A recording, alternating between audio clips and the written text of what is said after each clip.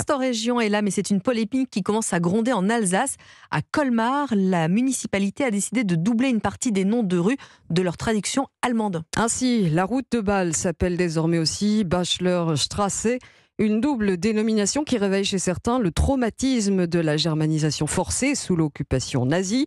Ils demandent à ce que la mairie remplace les panneaux en allemand par de l'alsacien. Reportage signé Tatjana Göselmann.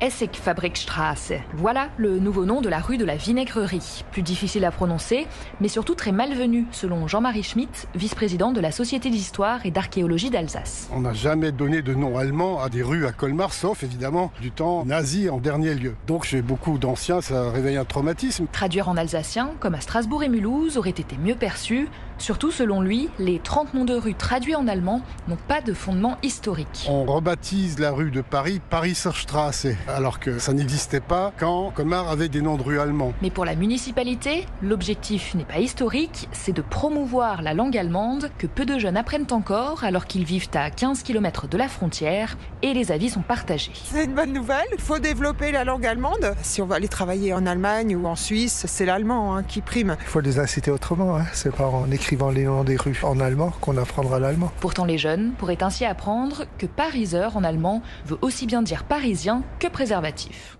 Tatjana Göselmann, correspondante d'Europe 1 dans le Grand Est.